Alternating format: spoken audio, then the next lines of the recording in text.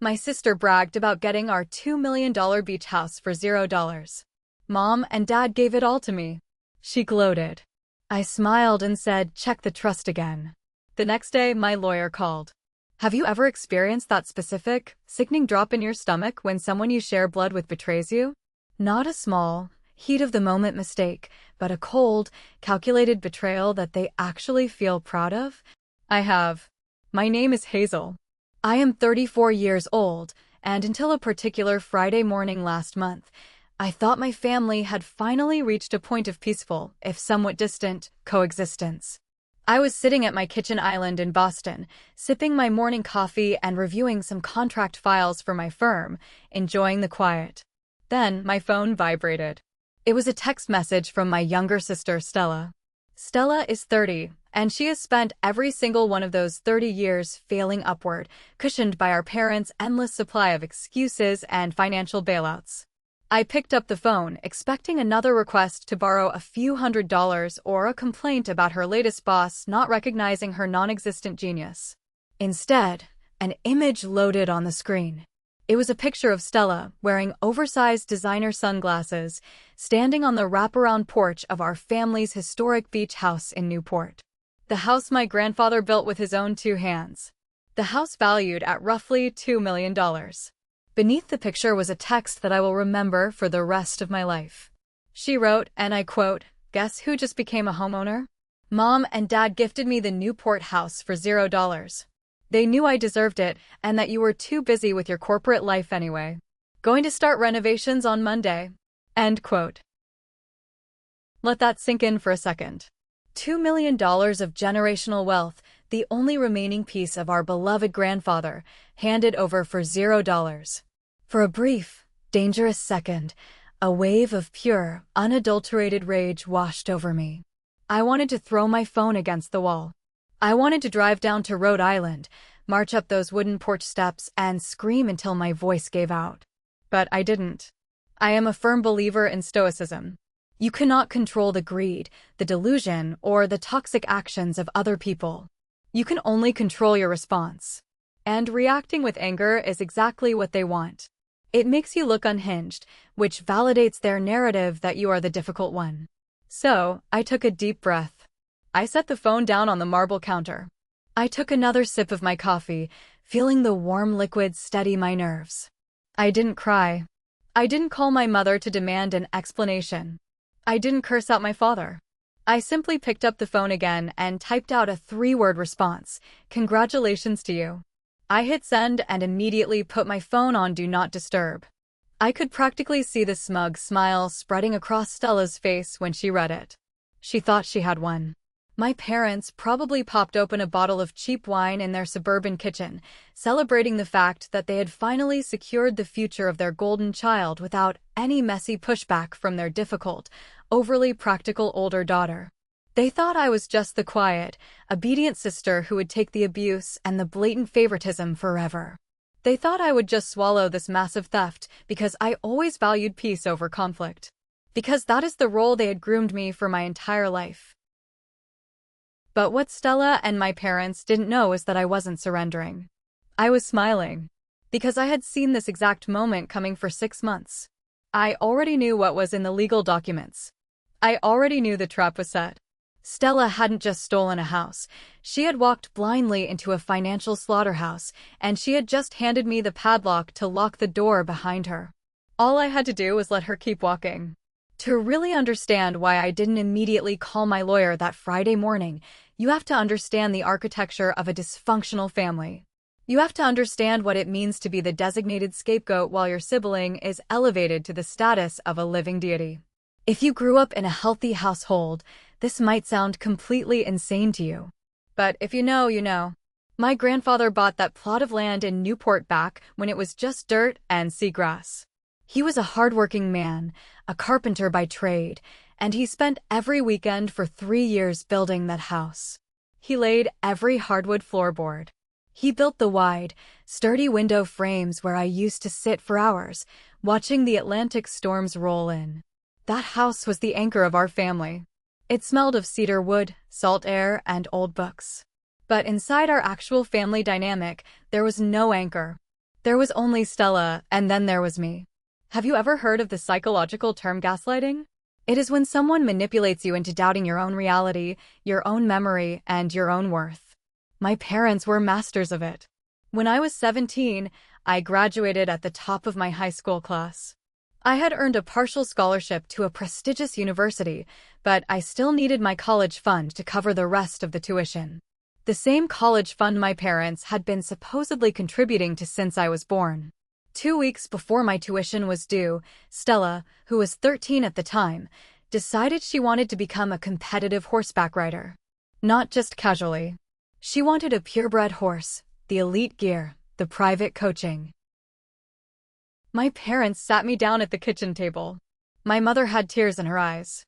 She held my hand and told me that family requires sacrifice. She told me that Stella was incredibly sensitive and needed a creative outlet to build her self-esteem. Then, my father looked me dead in the eye and said they had to empty my college fund to buy Stella's horse.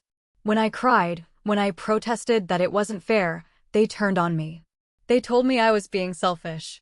They said I was smart enough to just take out student loans, while Stella was fragile and needed their support.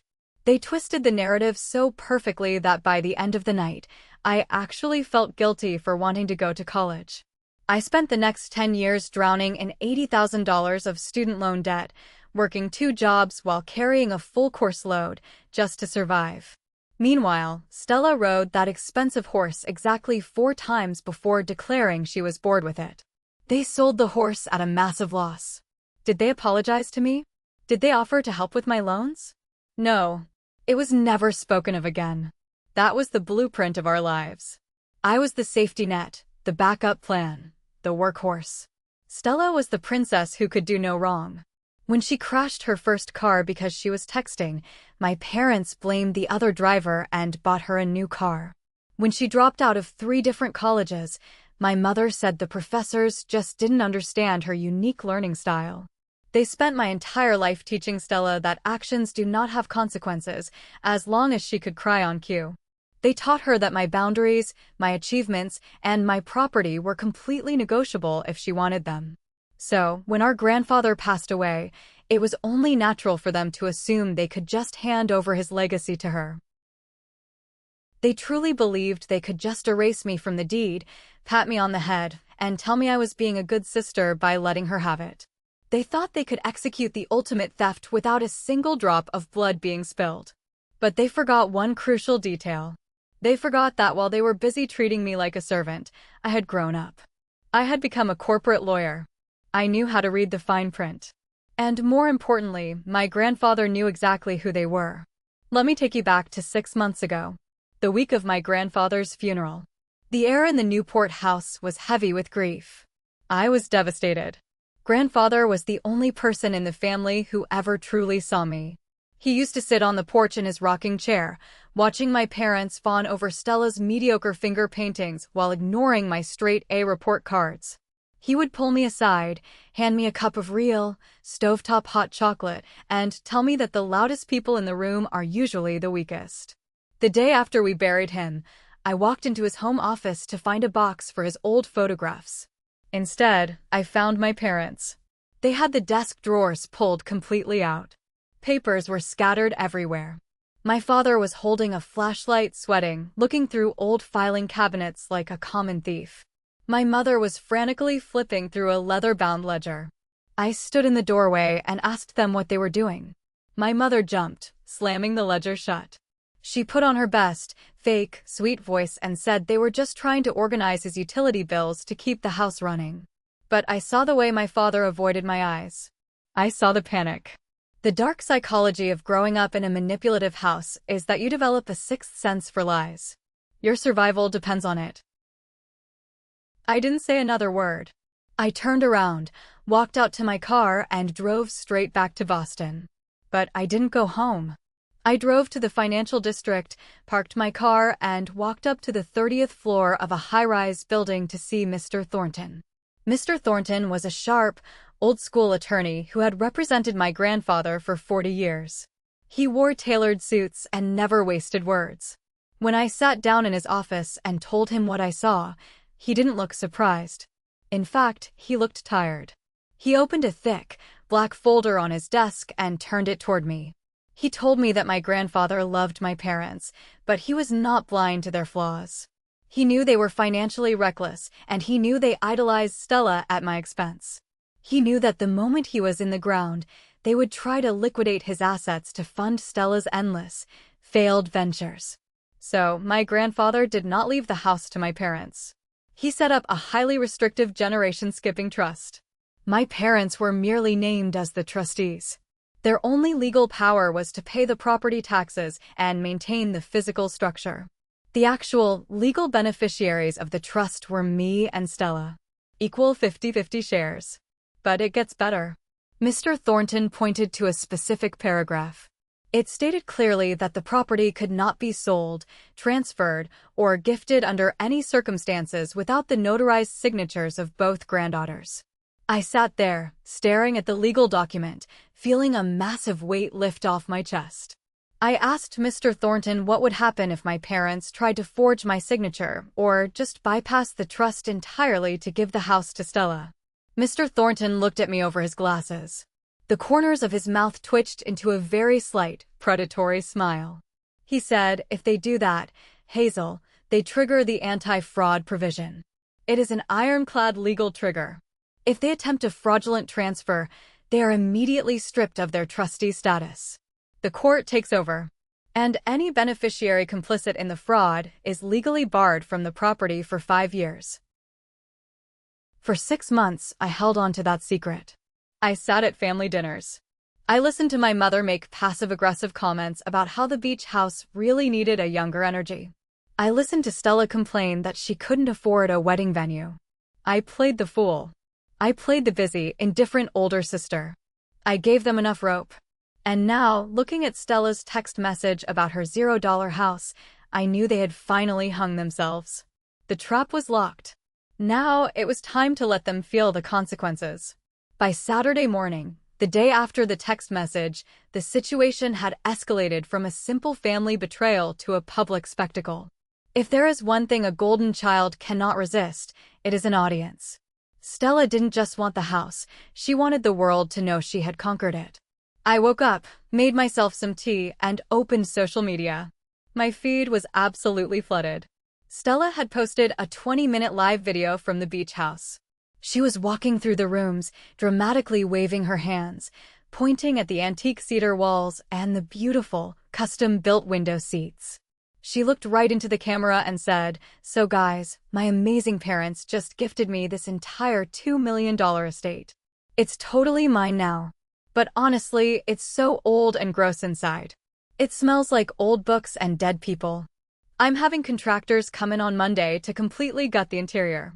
We are tearing down these walls, putting in white marble everywhere, and ripping out this disgusting porch to build an infinity pool for my wedding next year." Watching that video, I felt a physical pain in my chest. She was talking about tearing down the very wood my grandfather had sanded by hand. But I pushed the emotion down. I had to stay analytical. I kept watching. Later that afternoon, she posted a picture of herself sitting at the kitchen table, signing a thick stack of papers. The caption read, "Just signed the contracts with the best luxury design firm in Rhode Island. $50,000 deposit down, total renovation going to be $250,000. Thank God for great personal loans." I zoomed in on the picture. I could clearly read the header of the contract. It was a legally binding agreement with a high-end contracting company. And right there in her caption, she admitted she had taken out a massive personal loan to fund it. This is where the delusion of the golden child becomes dangerous to themselves. Stella had no actual income. She ran a failed life coaching business that generated zero revenue. She had terrible credit. The only way a bank would ever approve her for $250,000 loan was if she used an asset as collateral. She had used the beach house. She had walked into a bank, probably waving the fraudulent $0 deed my parents had mocked up, and convinced a loan officer to give her the money against the equity of a house she did not own. She was borrowing hundreds of thousands of dollars. She was signing binding contracts. She was committing financial suicide on a public platform. Every signature she put on those papers was another nail in her coffin. A weaker person might have called her. A person who still believed in family loyalty might have picked up the phone, warned her about the trust, and stopped her before she ruined her life. But I remembered the college fund. I remembered the $80,000 in student loans I had to pay off because of her horse. I remembered every time my parents told me that actions have consequences, but only for me. So I sat on my couch, watching my sister dig a $2 million grave. I didn't reach out. I didn't warn her. I just let her keep digging.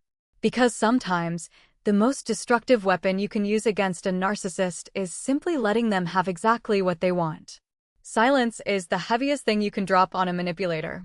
When you refuse to engage, when you refuse to play the role of the angry, hysterical victim they expect you to be, it breaks their script. It creates a vacuum, and their own guilt and paranoia rush in to fill it. Starting Saturday evening, my phone began to blow up. My parents realized that my single congratulations text was entirely out of character. They expected me to fight. They expected me to threaten them. My lack of reaction terrified them because it meant they couldn't predict my next move. The voicemails started rolling in around 7 p.m.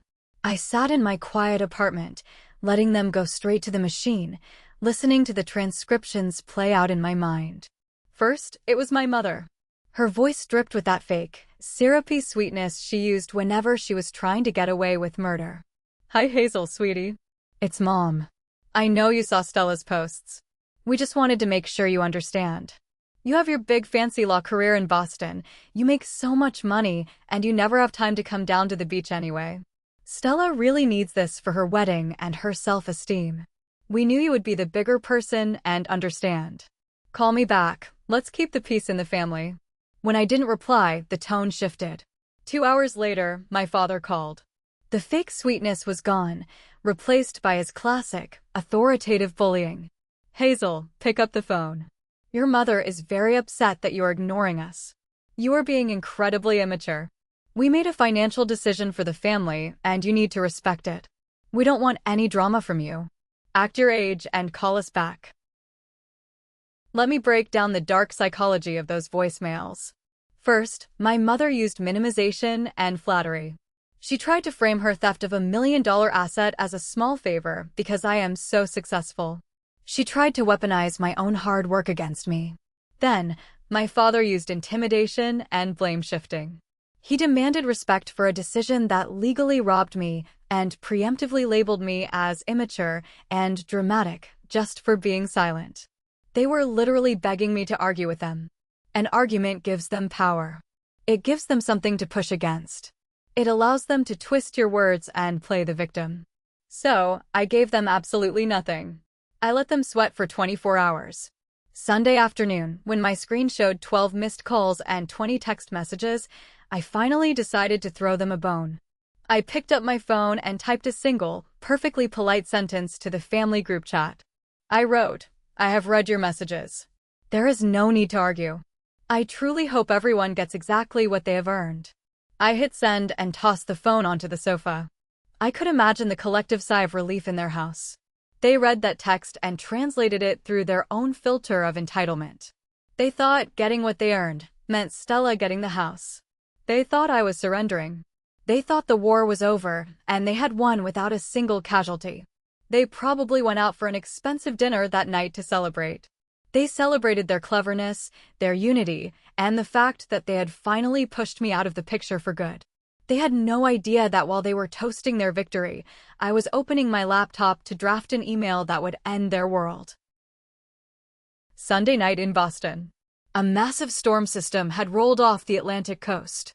The sky was pitch black, and the rain was lashing against the floor-to-ceiling windows of my apartment. Lightning cracked over the city skyline, illuminating my living room in harsh, brief flashes of white. It was the kind of weather that forces you to stay inside and face your own thoughts. I sat in the dark, the blue light of my laptop screen reflecting in my eyes. The email to Mr. Thornton was fully drafted.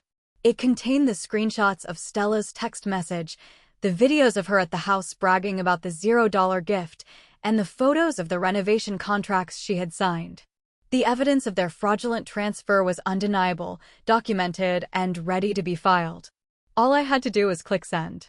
But my finger hovered over the mouse pad. For 10 agonizing minutes, I just stared at the screen. This is the part that people don't talk about when they talk about cutting off toxic family members. Even when you know you are right, even when you know they deserve it, there is a deep, primal conditioning inside of you that screams, stop. They are your parents. She is your sister. I felt a sickening wave of guilt wash over me. If I sent this email, I wasn't just stopping a real estate transaction. I was about to drop a financial and legal bomb that would decimate them. The anti-fraud provision would strip my parents of all control. Stella's massive loans would suddenly be unsecured, meaning the bank would demand immediate repayment. She would be utterly bankrupt. The contractors would sue her. The wedding would be canceled.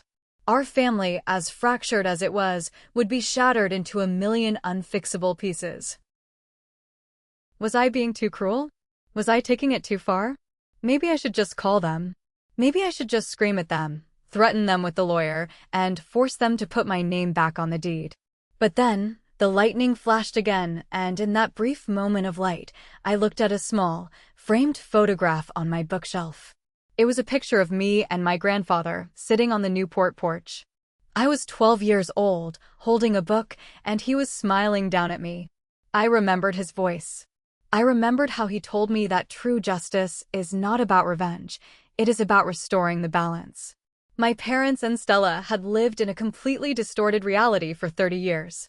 A reality where their actions had no consequences, where they could take whatever they wanted, and where my feelings were irrelevant collateral damage. If I warned them now, if I saved them from this disaster, I would just be enabling them again. I would be doing exactly what they trained me to do, protecting them from the consequences of their own cruelty. Grandfather didn't set up that trust so I could use it as a threat. He set it up so I could use it as a shield. He knew that the only way to break a cycle of abuse is to let the abusers hit rock bottom. I took a deep breath. The guilt vanished, replaced by a cold, sharp clarity. This wasn't revenge. This was an intervention. They wanted to play a high-stakes game with my inheritance. Now, they were going to learn the rules. I moved my finger and clicked send. The email vanished into cyberspace. At exactly 8 a.m. tomorrow morning, Mr. Thornton would review it. By 9 a.m., the legal gears would start turning. There was no going back now. The trap was permanently sprung. I closed my laptop, walked over to the window, and watched the storm rage outside. I felt completely calm. Tomorrow was going to be a very interesting Monday.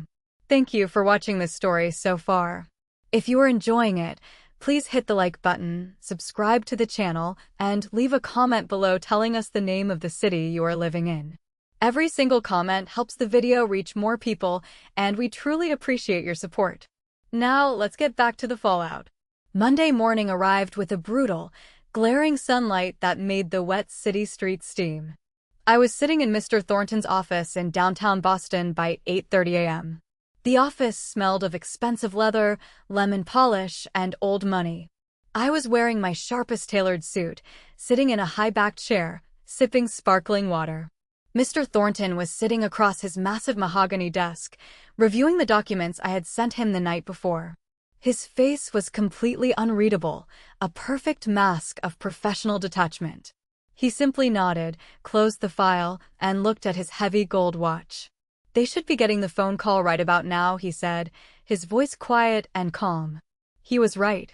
At exactly 9 o'clock, the county clerk's office in Rhode Island opened. When my parents' cheap, hired lawyer tried to officially file the $0 quitclaim deed to transfer the property to Stella, the system would immediately flag it. The clerk would see the ironclad Generation Skipping Trust attached to the parcel number. The transfer would be violently rejected, and the lawyer would have to call my parents to tell them the bad news. I didn't have to wait long. At 9:45, my phone started buzzing continuously in my purse. I ignored it. At 10:15, the receptionist's intercom buzzed on Mr. Thornton's desk. Mr. Thornton, the receptionist said, her voice tight with anxiety. There are 3 people in the lobby demanding to see you. A Mr. and Mrs. Send them in, Mr. Thornton interrupted smoothly. The heavy oak doors swung open so hard they bounced against the walls. My father stormed into the room, his face a dangerous shade of purple. My mother was right behind him, clutching her designer purse like a shield, her eyes darting around frantically. And trailing behind them was Stella, looking like a deer caught in the headlights, her phone gripped tightly in her hand. They froze when they saw me sitting there. The confusion on their faces was priceless. They thought they had outsmarted me. They thought I was busy at work, completely ignorant of their little real estate scheme. Hazel, my mother gasped. What are you doing here? I was invited, I said simply, crossing my legs. My father ignored me and marched right up to Mr. Thornton's desk, slamming a piece of paper down on the mahogany wood. It was the rejected deed. What the hell is the meaning of this, Thornton? My father bellowed, trying to use his physical size to intimidate the older man. My lawyer just called me. The county clerk refused to process the transfer of my property. They said there is a lock on the deed. I demand you fix this paperwork right now. I am the trustee, and I gave this house to my daughter. I watched the psychology of the room shift. My father was used to people crumbling under his rage. He expected the lawyer to apologize and scramble to fix the mistake. Mr. Thornton didn't even blink. He didn't stand up. He didn't raise his voice. He simply reached out with one finger and pushed the rejected deed back toward my father. Actually, you did not give the house to your daughter, Mr. Thornton said, his voice dropping the temperature in the room by 10 degrees. Because you never owned it. And as of 9 o'clock this morning, you are no longer the trustee either. The silence that followed Mr. Thornton's words was so absolute, so heavy, you could almost hear the dust settling on the mahogany furniture. My father froze, his hand still resting on the rejected deed. He blinked, completely unable to process a reality where he was not in absolute control. What are you talking about? My father finally choked out, his voice losing all its aggressive booming quality. I am the executor. I am the trustee. My father left that house to me to manage for my family. He left it to you to maintain, yes, Mr. Thornton corrected smoothly, opening the thick black folder on his desk. But maintaining a property and owning a property are two vastly different things under the law. You and your wife were granted trustee status. The legal, absolute beneficiaries of the estate, holding equal 50% shares, are your two daughters, Hazel and Stella. I watched my mother's face drain of all color. The perfect, suburban facade she wore like a suit of armor was cracking. This is what happens when you confront a chronic manipulator with cold, hard documentation. They cannot gaslight a piece of paper. But old habits die hard, and my mother immediately fell back on her favorite tactic, rewriting history. She let out a nervous, high-pitched laugh and stepped forward. Mr. Thornton, there must be some confusion. My father-in-law verbally promised that house to Stella before he died. He knew Hazel was already successful. He explicitly told us to make sure Stella had a secure future. We are just carrying out his dying wishes. This is just a legal technicality, right? Hazel, tell him. Tell him you understand. She looked at me with those wide, pleading eyes. The same eyes she used when she told me to give up my college fund. She was begging me to play my role. She was begging me to save them from embarrassment and validate their delusion. I looked right back at her, feeling absolutely nothing. The stoic shield was fully up. I understand perfectly, Mother, I said, my voice steady and completely devoid of emotion. I understand that you tried to steal my 50% of a $2 million asset and give it to my sister for $0. And I understand that you thought I was too stupid to check the actual legal documents. Stella, who had been standing frozen near the door, suddenly started hyperventilating. The reality of the situation was crashing through her thick layer of golden child entitlement. But I already signed the contracts. Stella screamed, her voice shrill and panicked.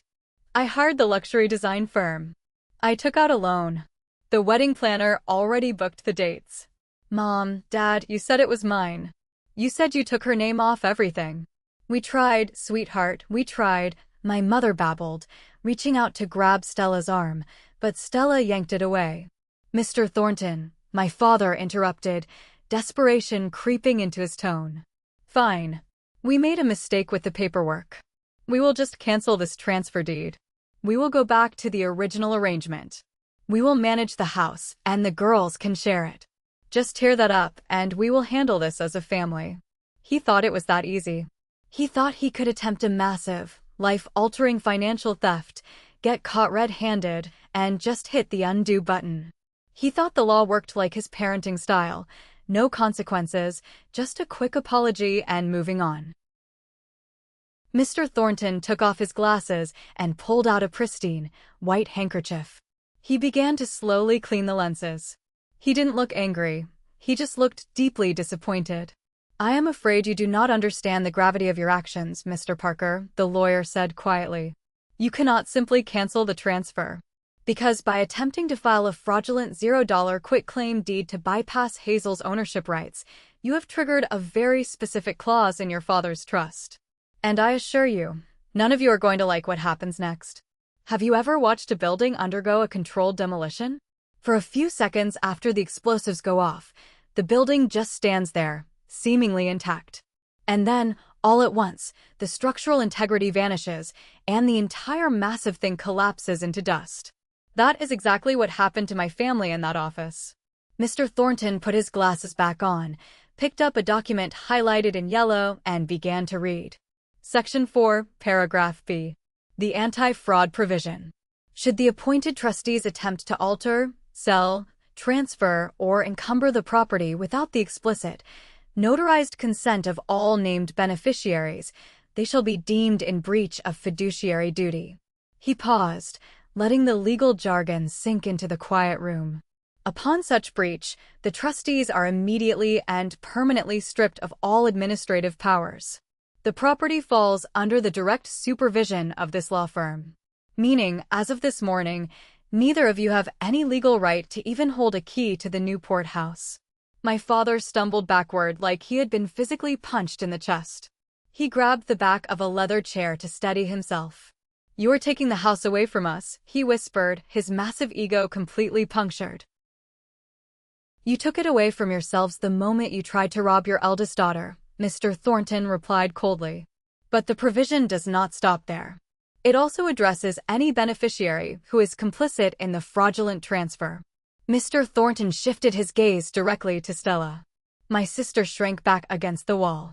She was 30 years old, but in that moment, she looked like a terrified child who had just broken a priceless vase. Any beneficiary found attempting to acquire sole ownership through fraudulent means, bypassing the rights of their co-beneficiary, is subject to a penalty phase, the lawyer read. "Stella, because you knowingly signed and attempted to register a deed that falsely claimed sole ownership, you are legally barred from entering, using, or profiting from the Newport property for a period of 5 full years." 5 years. Stella shrieked, the sound tearing through the dignified quiet of the office. "No, you can't do that. My wedding is there. All my social media followers think I am doing a renovation series. My whole life is tied to that house right now." She turned to our parents, her face red and streaked with tears. "Do something. Fix this. You promised me." But my parents were broken. The enablers had finally run out of magic tricks. My mother was weeping openly, her face buried in her hands, mumbling over and over that this was all a terrible mistake. My father was staring at the floor, breathing heavily, completely defeated. I sat in my chair and watched the golden child shatter. For my entire life, I had been told that Stella was fragile, that Stella needed protecting, that Stella was the center of our universe. But watching her scream and cry over her lost social media content and her ruined luxury wedding, I felt a profound sense of validation. I wasn't the crazy one. I wasn't the difficult one.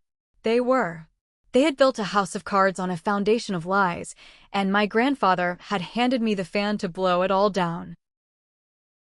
"There is one last piece of business," Mr. Thornton said, cutting through Stella's hysterics. He reached into his desk drawer and pulled out a sealed envelope. The paper was old, slightly yellowed at the edges.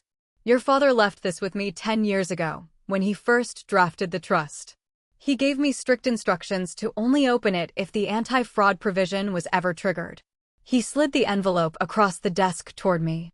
It had my name written on it in my grandfather's neat, slanted handwriting. "He knew," my mother whispered through her tears, staring at the envelope with a look of pure horror. He knew we would do this. Yes, I said, picking up the envelope. He knew exactly who you were. And now you're going to listen to what he had to say. I broke the wax seal on the envelope with my thumbnail. The room was so quiet I could hear the paper tearing. Inside was a single sheet of heavy parchment. As I unfolded it, I recognized my grandfather's distinct handwriting. He had written this years before his death, back when my parents were still bailing Stella out of her early 20s disasters while I was working double shifts to pay off my student loans. I cleared my throat and began to read aloud, projecting my voice so every word landed like a stone in the quiet room. To my family, if you are reading this letter, it means my greatest fear has come to pass. It means my son and his wife have allowed their blinding favoritism to overrule their basic sense of decency. It means you have attempted to steal from Hazel. My father flinched, shutting his eyes tightly. Hearing his own father condemn him from beyond the grave was a wound to his pride that no amount of ego could protect him from. I continued reading. I watched for years as Hazel was pushed into the shadows so Stella could stand in the spotlight. I watched you teach Stella that she never has to work, never has to apologize, and never has to earn her place in this world. You thought you were loving her. But true love does not cripple a child by removing all obstacles. You have ruined Stella by making her weak, and you have deeply wronged Hazel by demanding she carry the weight of that weakness. My mother let out a small, broken sob. She didn't try to defend herself this time. There was no gaslighting a ghost. The truth was laid bare in the very handwriting of the man who had built the wealth they were so desperately trying to steal. I set up this trust, the letter went on, not out of malice, but out of a desperate hope for correction. I knew you would try to give the beach house to Stella. I knew you would try to erase Hazel. This trap was designed to stop you. Hazel, if you are reading this, I am so sorry I had to leave this burden to you. But you are the only one with the strength to fix this family. You have the backbone your father lacks. Do what needs to be done. Make them face reality. Love, grandfather. I lowered the letter. The emotional devastation in the room was absolute. My parents were completely stripped of their illusions. They could no longer pretend they were the victims of an ungrateful daughter. They were the perpetrators of a toxic dynamic, and they had just been exposed by the patriarch of the family. But emotional devastation was only the first wave. The second wave was much colder, much more practical, and infinitely more terrifying. Stella had stopped crying. She was staring blankly at the wall, her mind seemingly catching up to the timeline of the weekend. She looked at Mr. Thornton, her eyes wide with a brand new, paralyzing terror. "Mr. Thornton," Stella whispered, her voice trembling so badly she could barely get the words out. The trust says I can't use the house for 5 years. And it says any unauthorized changes are forbidden." "That is correct," the lawyer affirmed. "But on Saturday," Stella said, swallowing hard, "I signed a binding contract with a luxury design firm. I gave them a $50,000 deposit to gut the entire first floor. And I took out a massive personal loan from the bank to cover the rest of the $250,000 renovation. I used the $0 deed as proof of incoming collateral." My father's head snapped up. "You did what?" "Stella, we told you to wait until the paperwork cleared." "You told me it was a done deal," she screamed back at him. "You said the house was mine. The contractors are literally driving their trucks to Newport tomorrow morning to start tearing down the porch." Mr. Thornton leaned forward, interlacing his fingers. "Then I suggest you call them right now and cancel, Stella. Because if they touch a single board of that house, I will sue them, and they will sue you for breach of contract. Furthermore, since you do not own the house, your bank loan is completely unsecured. When the bank finds out you used a rejected, fraudulent deed to secure those funds, they will call the loan in immediately. That is bank fraud." Stella collapsed to her knees on the expensive carpet. The financial avalanche had finally broken loose, and she was standing directly in its path. If you have never seen a narcissist realize that they are completely, financially trapped with no way out, it is a chilling sight. Stella was on her knees, hyperventilating, clawing at the sleeves of my father's jacket. Dad, you have to help me," she begged, her voice cracking. "You have to pay off the deposit. You have to call the bank. I don't have $50,000. I don't have $250,000. I have nothing. I'll go to jail. My father looked at her, and for the first time in his life, he had absolutely nothing to offer his golden child. His face was ashen.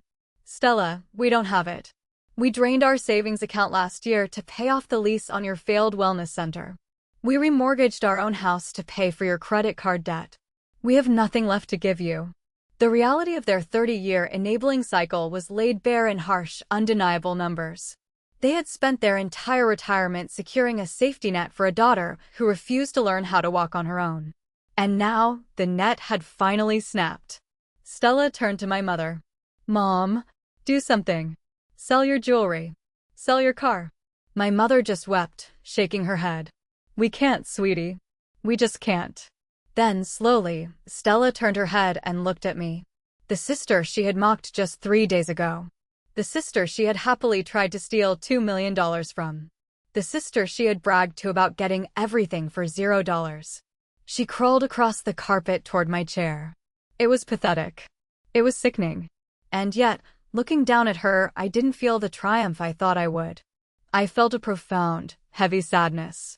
I looked at my golden child sister and saw exactly what she was, a terrified, helpless little girl trapped in the body of a 30-year-old woman, completely unequipped to survive in the real world. Hazel, please, Stella sobbed, grabbing the hem of my skirt. Please. You are a lawyer. You know how to fix this. You make so much money at your firm. Please, if you just sign the papers, if you just let me have the house to use as collateral, I can pay off the loan. I swear I'll pay you back. Please don't let me go bankrupt. Please don't let them arrest me. I looked down at her hands gripping my clothes. I thought about the $80,000 in student loans I had paid off by eating ramen noodles and working until midnight for 10 years. I thought about the stoic principle of justice. Justice is not about destroying your enemies when they are down. Justice is about restoring balance and enforcing truth. I could have let her drown. I had the legal right to walk out of that office, let the bank seize her assets, let the contractors sue her into oblivion, and watch my parents lose their suburban home trying to save her. It would have been the ultimate revenge. But my grandfather didn't write that letter to make me an executioner. He wrote it to make me the architect of a new family dynamic. I gently but firmly pulled my skirt out of Stella's grasp. I stood up, walked over to Mr. Thornton's desk, and looked down at my parents and my sister. I am not going to let you go bankrupt, Stella, I said, my voice echoing in the quiet room. My parents let out a collective gasp of relief. My mother actually smiled through her tears. Oh, Hazel, thank God. Thank you. We knew you were the bigger person. We knew you would forgive us and just sign the house over to save your sister. Stop, I commanded, pointing a finger directly at my mother. Her smile vanished instantly. Do not mistake my intervention for forgiveness. And do not ever assume I am signing away my grandfather's house. I am going to throw you a lifeline, but it is going to be the heaviest, most painful lifeline you have ever held. I have 3 conditions. And if you violate even a single syllable of these conditions, I will walk away and let the legal system swallow all of you whole. Mr. Thornton pulled out a fresh legal pad and a silver pen, ready to take notes. The room held its breath. I was no longer the scapegoat. I was the one holding the gavel. I looked at the 3 of them, sitting defeated in the law office, and I laid out the terms of their surrender. This wasn't a negotiation. It was a dictate. Condition number 1, I said, looking directly at Stella. I will use my legal authority to negotiate with the contracting firm. I will get them to cancel the massive renovation project and return whatever portion of the $50,000 deposit they haven't already spent on materials. However, whatever penalty fee they charge, whatever debt is left over with the bank from your fraudulent loan, is yours. Not Mom's. Not Dad's. Yours. You're going to get a real W-2 paying job. A job where you clock in and clock out. And you are going to pay back every single cent of that debt yourself. Stella nodded frantically, tears streaming down her face. I will, I promise. I'll get a job anywhere. Coffee shop, retail, whatever it takes. Condition number 2, I continued, turning my gaze to my parents. You are legally barred from giving her a single dollar. If I find out you have secretly paid her credit card bill, bought her groceries, or slipped her cash to help pay down this debt, the deal is off. You will stop crippling her with your money. You will let her feel the weight of her own survival. Do you understand? My father swallowed hard, his pride completely shattered. We understand, Hazel. Condition number 3, I said, taking a deep breath. This was the hardest one, the one that required me to step out of my stoic fortress and engage in the messiness of actual human healing. I will ask Mr. Thornton to officially waive the 5-year ban on Stella entering the Newport house. But the 3 of you and myself are going to attend mandatory family therapy. Not a weekend retreat. Not a quick apology session. I have already selected a specialist in toxic family dynamics, Dr. Vargas. We go once a week for as long as it takes to tear down the last 30 years of lies and rebuild something based on actual reality. My mother winced. Facing a therapist meant facing accountability, the one thing she feared more than anything else. But she had no choice. She nodded slowly. If you agree to these 3 conditions, I will sign a co-ownership agreement establishing strict, equal usage of the beach house, with all expenses split exactly 50-50 between Stella and myself, I concluded. If you do not agree, you can leave this office right now and face the bank on your own. They didn't hesitate. Mr. Thornton quickly drafted a binding legal agreement outlining the conditions. Within 20 minutes, my parents and my sister had signed their names in ink. They looked exhausted, shell-shocked, and completely stripped of their delusions. They thought the hard part was over because the immediate threat of prison and total bankruptcy was gone. They thought the paperwork saved them. But they had absolutely no idea what was coming. They had no idea that sitting in Dr. Vargas's therapy room was going to be infinitely more painful than sitting in a courtroom. A courtroom only takes your money. Therapy takes your ego. We left Mr. Thornton's office that morning in complete silence. We didn't hug. We didn't go out for lunch. We simply walked to our separate cars and drove away. The legal war was over. The trap had sprung, the damage had been dealt, and the terms of surrender had been signed. But as I drove back to my quiet apartment, I didn't feel victorious. I felt exhausted. The easy part was using the law to crush them. The impossibly hard part was going to be putting the pieces back together. I had forced them into redemption, but I was about to find out if they were actually capable of surviving the process. The real test was going to happen 6 months later, back where it all started. Let me fast forward 6 months. If you think the dramatic climax of a family conflict is the screaming match in the lawyer's office, you are wrong. The real climax is the slow, agonizing, unglamorous work of trying to change 30 years of behavioral conditioning. We started attending sessions with Dr. Vargas every Wednesday evening. Dr. Vargas was a no-nonsense, incredibly sharp therapist who specialized in narcissistic family structures and enabling parents. She did not let anyone hide behind tears or deflections. Those first few months were brutal. There were sessions where my father would storm out of the room, slamming the door, because Dr. Vargas forced him to admit that he preferred Stella over me simply because Stella's constant failures made him feel powerful and needed, whereas my independence intimidated him. Hearing your own father admit that he punished you for being strong was a pill so bitter it almost made me want to quit. My mother spent the first dozen sessions trying to play the victim. She cried, she wrung her hands, she talked about how hard she tried to be a good mother. Dr. Vargas patiently but ruthlessly dismantled her cognitive dissonance. She forced my mother to look at the exact dollar amount they had spent bailing Stella out over a decade, compared to the $0 they contributed to my education. She forced my mother to say the words out loud, "I sacrificed Hazel's future to buy Stella's affection." It was excruciating. I sat in that chair week after week, maintaining my stoic composure, listening to them finally confess to the reality I had lived my entire life. But therapy wasn't just a firing squad for them. It was a mirror for me, too. Dr. Vargas turned her attention to me in the 4th month. She pointed out that my stoicism, my hyper-independence, and my emotional detachment were trauma responses. I had built a fortress around my heart because I assumed no one would ever protect me. She challenged me to stop viewing my family as psychological test subjects and start viewing them as deeply flawed human beings who were, for the first time, actually trying. She asked me a question that kept me awake for nights. Hazel, you won the war. You have all the power now.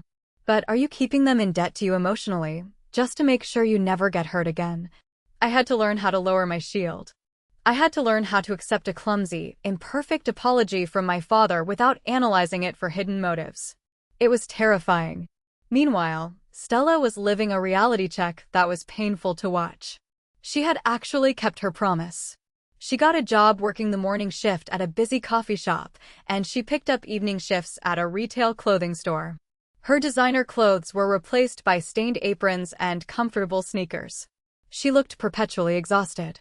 She was paying off a massive penalty fee to the contractors, plus the interest on the canceled bank loan. Every single month, she handed over 80% of her paychecks to the debt. My parents, terrified of violating the legal agreement, didn't give her a dime. For the first time in her life, Stella was experiencing the brutal, grinding reality of being a working-class adult. She was quiet during therapy. She didn't complain. She didn't make excuses. She just sat there, listening to our parents unravel, looking like someone who had finally woken up from a very long, very deep coma. I didn't know what to make of her silence. I didn't know if she was secretly plotting a way out, or if she was genuinely changing. Until one rainy Saturday in October, when the real proof finally presented itself. It was a cold, gray weekend in October. The summer crowds had long abandoned the Rhode Island coast. I decided to drive down to the Newport Beach house by myself. I needed a break from the city, from the law firm, and from the intense emotional hangover of Wednesday therapy sessions. The house had sat mostly empty for 6 months. We had signed the co-ownership agreement, but none of us had felt comfortable enough to actually use the space yet. It felt like sacred ground that we were still too contaminated to step on. I pulled my car into the gravel driveway. The massive oak trees were shedding wet, brown leaves across the yard. I grabbed my overnight bag and walked up the steps to the wraparound porch.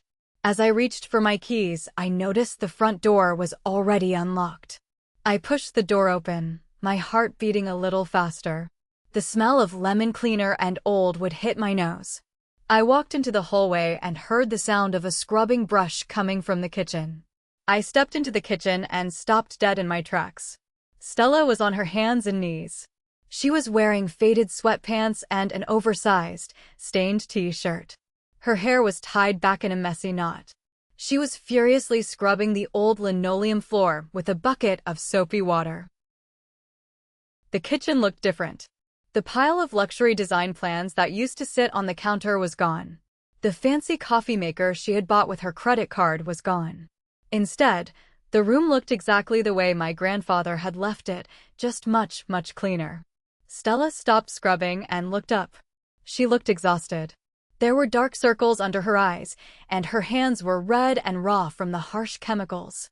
"Hazel," she said, her voice raspy. She slowly stood up, wiping her hands on her sweatpants.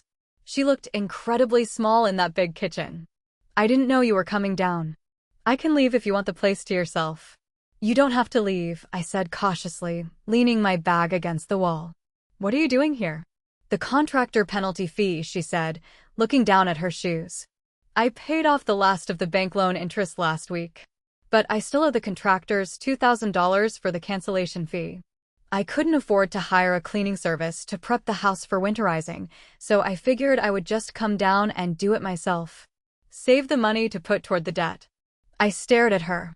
The golden child, the girl who once refused to walk to the end of the driveway to get the mail because it was too hot, was scrubbing floors to save a few $100s. I looked at her blistered, calloused hands. She walked over to her worn-out tote bag on the counter, unzipped it, and pulled out a folded piece of paper. She walked over and handed it to me.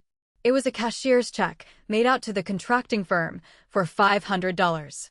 "That is from my tips at the coffee shop this month," she said quietly. "I wanted to show you. I am really doing it, Hazel. I am paying it off."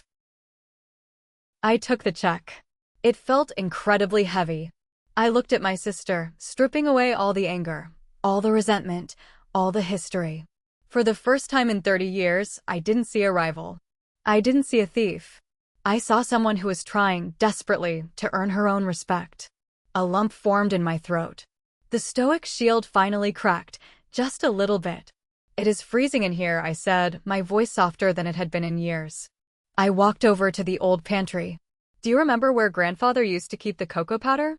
Stella's eyes widened, filling with tears. She nodded slowly. "Bottom shelf. In the tin box." "Get the milk out of the fridge," I told her. "We are making the real kind." On the stove. We moved around that kitchen in a quiet, fragile rhythm. We didn't talk about the money, or the lawyer, or our parents.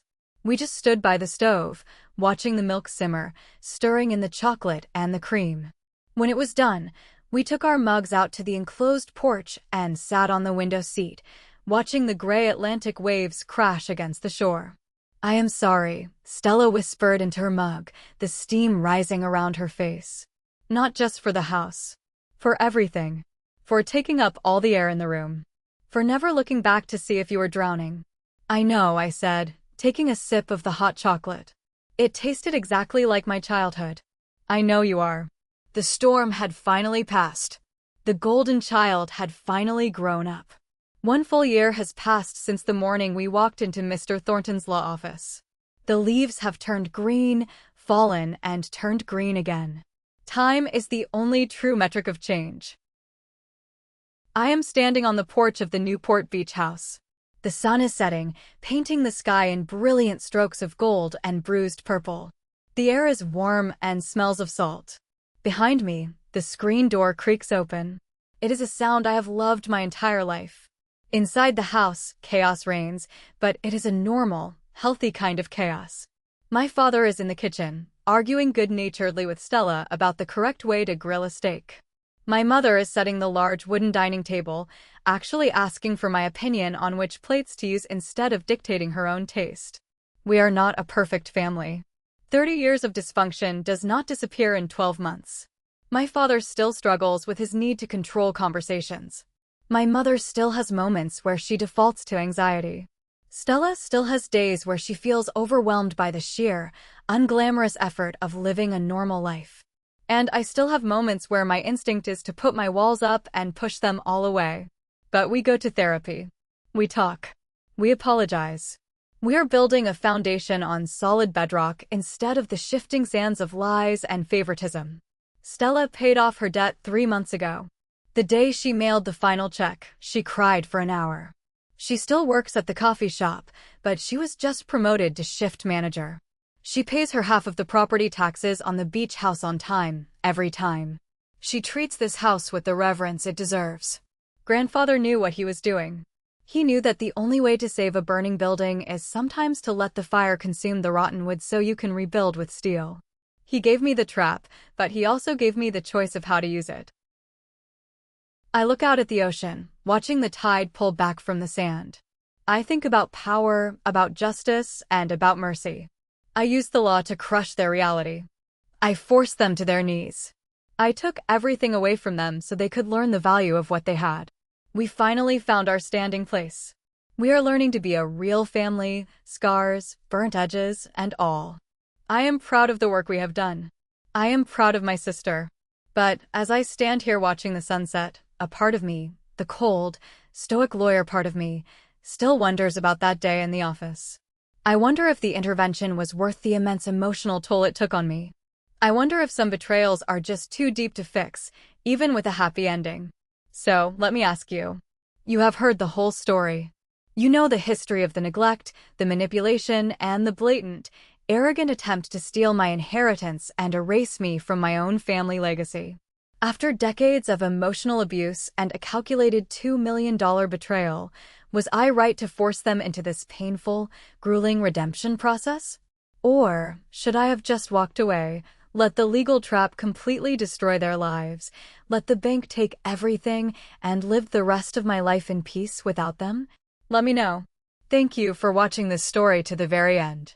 If you haven't subscribed yet, make sure to hit that subscribe button, turn on notifications, and leave your verdict in the comments below. Was I right or was I too forgiving? See you in the next video.